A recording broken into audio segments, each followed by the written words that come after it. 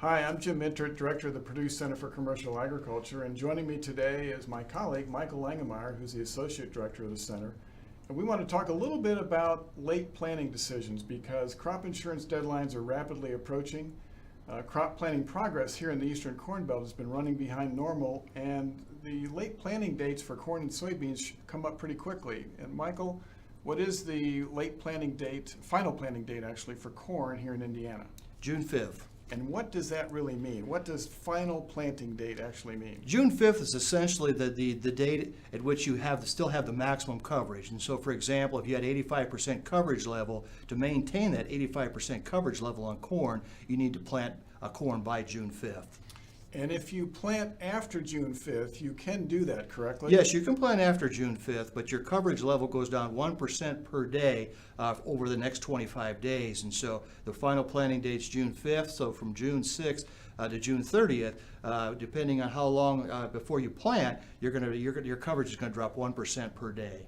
So for many people in Indiana, planting after June 5th at a slightly reduced rate of coverage might make some sense. Is that correct? Certainly, if you're going to plant before June 10th, for example, you're still going to have pretty good coverage level for corn. And so if you really wanted to plant corn on that ground, in a lot of cases, it might make sense to go ahead and plant the corn and take the lower coverage. Okay, so in summary, that final planting date really isn't a final date. Yes. It's just a final date for full coverage. Yeah. Might make sense to continue planting corn for a few days after that, but after you get past about maybe the 10th or so in June, you might think hard about switching. What about a situation where you're not able to plant for the rest of the month of June, for example? If you're not able to plant, then we have a provision called prevented planting. And if you're not able to plant because of natural weather events, natural peril they call that, then you essentially get payments, but they're substantially lower than your original coverage levels. For corn, for example, the prevented planting payment is 55%. The prevented planting payment for soybeans is 60%. And so it's substantially below what a lot of the coverage levels are in Indiana. So prevented planting is an option. It's really too early to be thinking too hard about that in most of Indiana right now, but it could turn out to be a situation in some locations. Now, usually we don't take preventive planting in Indiana. We typically either plant the insured crop later, take a lower coverage level, or we think about switching to a different crop. Right. So if you do take prevented planting, though, there is one thing to think about, and that is you cannot harvest a crop on those acres this year, right? No, you cannot. Now, you can grow forage on that ground if it's on prevented planting acres, but you can't harvest that forage before November 1st, and so that's very important to keep in mind. You essentially can't harvest that crop during the growing season. Okay. So we've covered the final planting date for corn. You could plant corn after that date at a reduced level of coverage. Your other alternative is to switch and plant an alternative crop, which in most of Indiana is going to be soybeans, right? Yes. How does that work?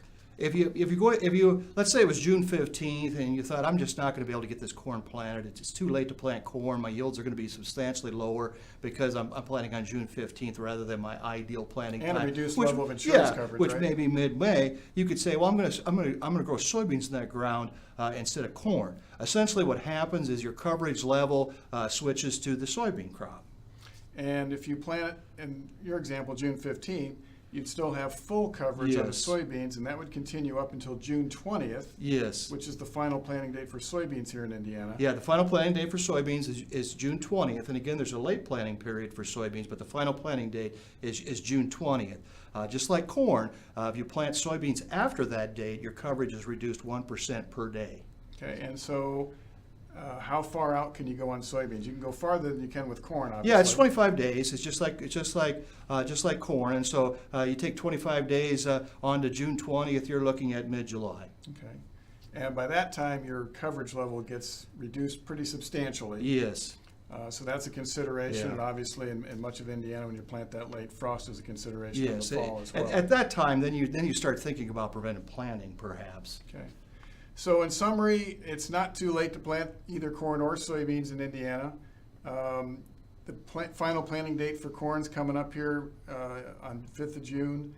Your recommendation is, in most of Indiana, that's not really the cutoff date for planting corn.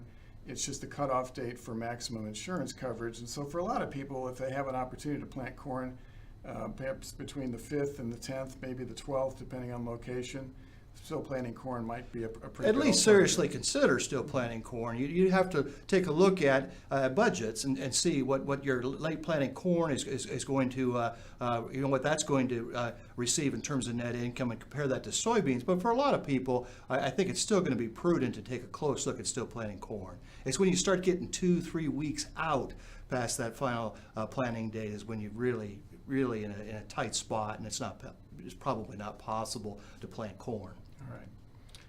Well, that's it. If you need some more information, we've got some more information on our website, the Center for Purdue Agriculture's website. So check into that, and we'll catch up with you later. Thank you.